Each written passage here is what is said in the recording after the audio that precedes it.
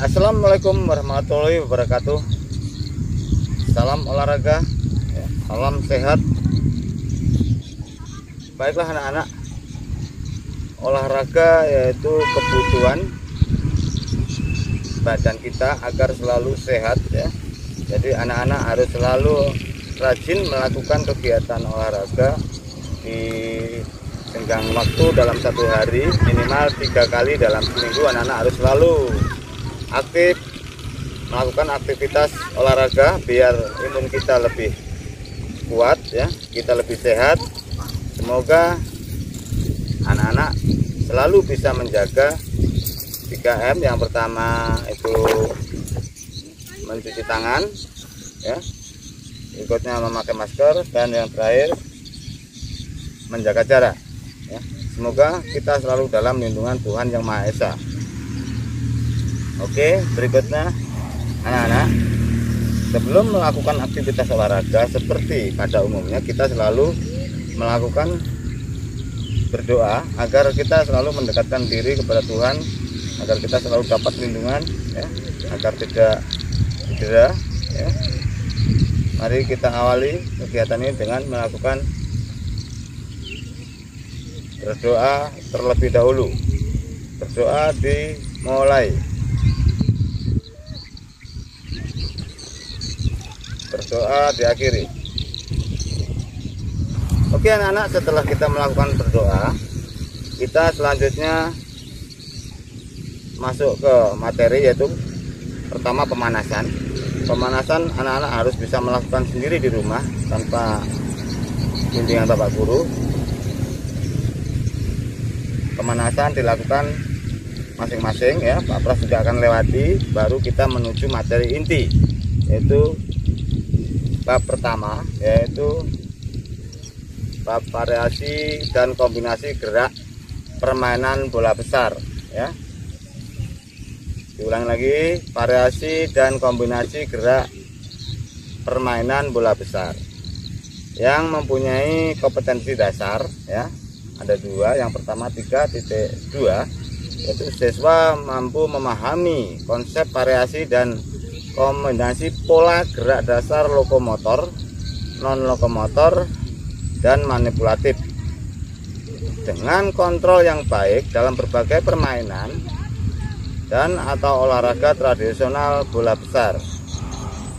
Berikutnya 4.2, yaitu siswa mempraktekkan variasi dan kombinasi pola gerak dasar lokomotor, non lokomotor, dan manipulatif dengan kontrol yang baik dalam berbagai permainan dan olahraga tradisional bola besar ya. Dengan tujuan pembelajaran, yaitu setelah mempelajari materi pada bab ini, siswa diharapkan mampu mempraktekkan permainan bola besar dengan baik dan benar. Baik. Itu tadi yaitu tujuan pembelajarannya. Materi kita yaitu sepak bola ya. Sepak bola itu merupakan permainan bola besar ya. Di antaranya ada di situ ada bola voli, ada bola basket, itu termasuk permainan bola besar. Kita masuk ke sepak bola. Sejarah singkat sepak bola. Menurut sejarahnya, olahraga ini telah dikenal di Tiongkok ya, sejak abad kedua dan ketiga sebelum Masehi ya. Permainan sepak bola juga dikenal di berbagai negara lainnya, misalnya seperti di Jepang, Yunani, dan Roma, Italia. Permainan ini tujuannya hanya untuk bersenang-senang pada waktu itu ya, tujuannya hanya untuk bersenang-senang. Dan sepak bola modern dimulai di Inggris dengan memberlakukan peraturan-peraturan dasar sehingga permainan ini semakin populer ya. Hingga pada tahun 1904 terbentuklah FIFA atau Federation International de Football Association ya. FIFA, Badan Pengendali Internasional Sepak Bola, yang didirikan pada tanggal 21 Mei 1904 di Paris, ya, Paris, Prancis. Adapun pertandingan Piala Dunia pertama kali diselenggarakan pada tahun 1930 di Uruguay, yang dimenangkan oleh Uruguay waktu itu, ya. Dalam bahasa Inggris, sepak bola disebut dengan football, sedangkan di Amerika permainan ini disebut dengan soccer. Nah, jadi kalau di Inggris itu disebutnya dengan football. Berikutnya di Amerika tadi disebut dengan sebutan soccer, ya. Selanjutnya yaitu istilah sepak bola terdiri dari dua kata, ya. Sepak bola itu terdiri dari dua kata. Yang pertama itu sepak, ya. Sepak yang artinya yaitu menendang dengan kaki, ya.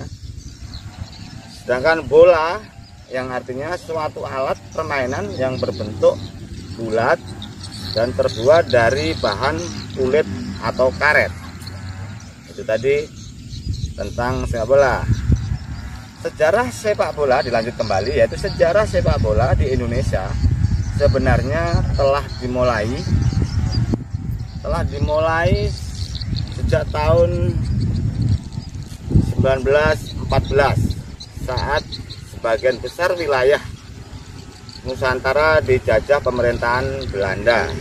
Itu ya, pada waktu itu sejarah sepak bola di Indonesia mengalami pasang surut, yaitu perkembangan sepak bola di Indonesia itu pasang surut, ya. Ada, enggak, itu seperti itu, ya. Pada abad ke-20, Persatuan Sepak Bola Seluruh Indonesia atau PSSI didirikan oleh Bapak Insinyur Suratin Sosro Dikondo, ya, yang sampai sekarang masih ada kejuaraan, yang itu kejuaraan Piala Suratin, yaitu usia 19, ya. Itu masih diselenggarakan sampai sekarang untuk mengenang Bapak pendiri sepak bola Indonesia, yaitu Bapak Suratin, ya. Tepat pada tanggal 19 April 1930 di Yogyakarta itu untuk didirikannya waktu itu. Tujuan utamanya untuk mewadahi kegiatan sepak bola di Indonesia, ya. Namun tampaknya Hindia Belanda pada saat itu masih berkuasa dan belum merelakan. Dia merasa resah dan berusaha untuk mendirikan perserikatan tandingan atau PSSI tandingan, yaitu Belanda mendirikan yang namanya Nederland Idisch Football Unie atau disingkat dengan NIFU, didirikan pada tahun 1936 untuk jadi tandingan PSSI. Tuh, Belanda jadi merasa masih memiliki kekuasaan, dan pada saat itu PSSI dan NIFU sama-sama mengirimkan perwakilan tim sepak bola pada FIFA atau pada Piala Dunia dalam rangka Piala Dunia Prancis 1938 pada saat itu, ya. Dan tim yang pertama kali dikirim ke Piala Dunia ini adalah cikal bakal dari timnas Indonesia. Itu sedikit sejarah dari perjalanan sepak bola Indonesia. Berikutnya permainan sepak bola, ya. Tujuan dari permainan sepak bola adalah untuk memasukkan bola ke dalam gawang lawan sebanyak mungkin sehingga memenangkan pertandingan. Itu tujuannya, ya. Beberapa tujuan yang ingin dicapai dalam permainan sepak bola. Yang pertama, ya, tujuan dalam permainan sepak bola yang pertama menciptakan gol ke gawang lawan. Itu, ya, salah satunya. Yang kedua, menghalau, mencegah bola agar tidak masuk ke gawang sendiri, ya. Dan yang ketiga, membangun kerjasama tim agar permainan lebih solid dan kompak, ya. Tuh. Yang keempat, membangun dan menjaga sportivitas antar pemain ya, sepak bola, dan menciptakan permainan yang indah dan adil ya. Tuh. Dan yang kelima yaitu meningkatkan kebugaran dan kesehatan tubuh. Kalau kita sering melakukan olahraga maupun sepak bola maupun olahraga yang lain, tentunya akan meningkatkan kebugaran kita dan kesehatan tubuh kita sendiri ya. Dan yang terakhir ketujuh yaitu olahraga bisa meraih prestasi dalam dunia olahraga, khususnya sepak bola. Jadi selain hanya sekedar untuk olahraga, untuk kebugaran, untuk kesehatan, olahraga ini bisa mendapatkan prestasi, bisa menjadikan kita lebih terkenal, lebih solid ya dalam prestasi kita dalam kancah olahraga. Selanjutnya yaitu teknik dasar sepak bola ya, sama seperti olahraga yang lain, sepak bola pun ada teknik-teknik dasar sepak bolanya. Teknik yang pertama masih sama seperti waktu pada kelas 5 ya. Waktu kelas 5 anak-anak juga masih ada materi sepak bola. Yang pertama yaitu teknik menendang bola ya. Berikutnya teknik menghentikan bola atau mengontrol bola, dan teknik menggiring bola atau dribbling bola. Tuh, yang berikutnya teknik menyundul bola. Yang kita ambil satu-satu yaitu teknik menendang bola. Menendang bola bisa menggunakan kaki bagian dalam maupun kaki bagian luar, dan bisa menggunakan punggung kaki atau bisa disebut dengan kura-kura ya. Kalau kaki bagian dalam ya seperti ini ya, kita menggunakan masing menggunakan atau menendang menggunakan kaki bagian dalam. Nah, itu menggunakan kaki bagian dalam, dan selanjutnya menggunakan kaki bagian luar atau yang biasa dikenal di efek ya. Nah, itu menggunakan kaki bagian luar. Selanjutnya yaitu menggunakan punggung kaki ya, atau kura-kura. Nah, itu menggunakan kura-kura. Selanjutnya teknik menghentikan bola atau mengontrol bola.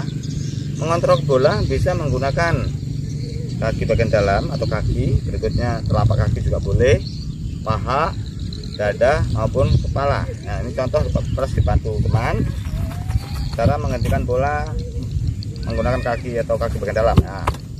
Nah, ini bola sudah berhenti, bola jangan sampai jauh ya. Berikutnya menggunakan paha. Nah, ini. Nah, ini bola, kontrol bola menggunakan paha. Dan yang ketiga menggunakan dada ya, menggunakan dada, kontrol dada. Nah, itu menggunakan kontrol dada. Dan yang terakhir menggunakan dahi atau jidat ya. Ini contoh. Itu kontrol bola dengan menggunakan jidat ya. Teknik menyundul bola yaitu gerakan mendorong bola dengan memakai kepala yang dilakukan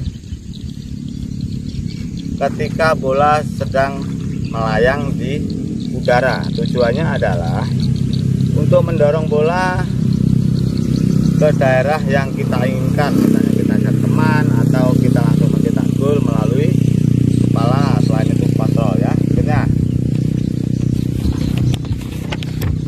Berikutnya yaitu termasuk dalam peraturan atau jumlah pemain.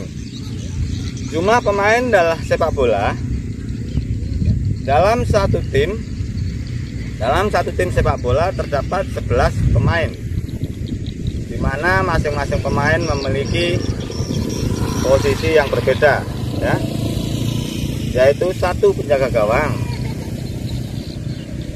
4 pemain bertahan atau pemain belakang, 2 sampai 5 pemain tengah, dan 1 sampai 3 pemain penyerang ya. Masing-masing tim memiliki seorang kapten ya, seorang kapten yang bertugas yaitu memimpin rekan-rekan setim.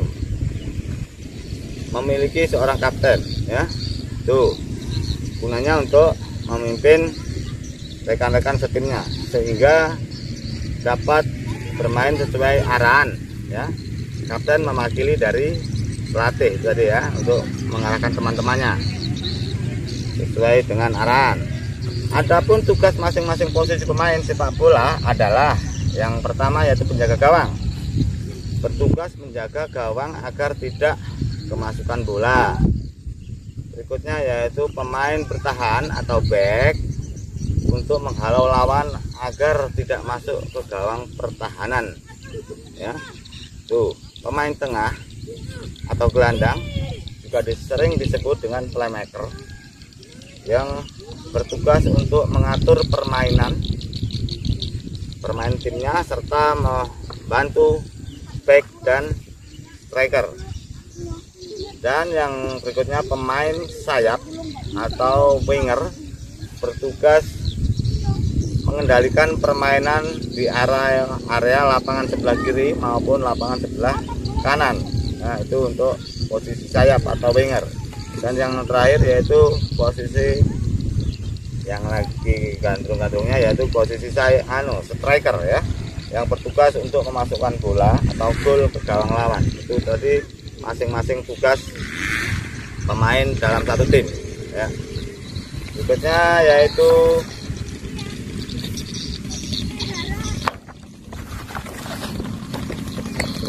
yaitu ukuran lapangan sepak bola, ya. Ukuran lapangan sepak bola. Ini ada sedikit gambar, ya. Ukuran lapangan sepak bola, permainan sepak bola dilakukan di lapangan berumput dan berbentuk persegi panjang. Ini berbentuk persegi panjang, ya. Ini lapangan sepak bola berbentuk persegi panjang, pembatas antara bagian dalam dan bagian luar lapangan. Ya, jadi ada batasnya, ya. Lapangan sepak bola yang standar, ya, lapangannya punya panjang yaitu 100, ini, ya, panjangnya 100 sampai 100 meter, dan mempunyai lebar ini yaitu 64 atau 65 sampai 75 meter. Itu untuk lapangan sepak bola. Sedangkan lebar gawang, nah itu ada gawang kebetulan di belakang, lebar gawang yaitu 7,32 meter, dan tinggi gawang yaitu 2,44 meter, ya. Itu tadi masuk dalam peraturan atau ukuran lapangan. Durasi permainan sepak bola atau waktu dalam permainan sepak bola yaitu 45 menit kali 2, ya, dibagi menjadi 2 babak. Babak pertama dan babak kedua. Babak pertama 45 menit, itu kadang-kadang masih ditambahi waktu 1 sampai 5 menit apabila dalam permainan itu sering terjadi pemberhentian, ya. Tuh. Baik babak kedua juga ditambah antara 1 sampai 5 menit apabila dalam permainan sering terjadi diberhentikan, ada karena pemain cedera atau ada keributan, ya. Itu selalu ada tambahan waktu 1 sampai 5 menit. Dalam sepak bola, dalam 2 kali 45 menit ada waktu istirahat yaitu 15 menit, ya, sebelum babak kedua dimulai. Itu tadi materi kita, anak-anak. Semoga anak-anak bisa sedikit atau memahami permainan sepak bola ini. Kalau memang belum jelas bisa diulang lagi videonya atau dipelajari kembali. Kalau masih belum lengkap lagi bisa melihat di buku penunjang yang telah disediakan atau telah dipinjam, atau buku kakak kelas yang dulu bisa dilihat di situ, diulang dan diulang, dilihat. Semoga anak-anak bisa mengerti dan bisa mengerjakan tugas yang diberikan Bapak Guru, ya. Mari kita sebelum diakhiri, semoga anak-anak selalu siap melaksanakan kegiatan olahraga sendiri di rumah, dan anak-anak selalu bersyukur, selalu menerapkan protokol kesehatan, ya, di rumah agar anak tetap sehat, jaga kondisi, selalu olahraga, makan makanan yang bergizi agar anak-anak selalu sehat.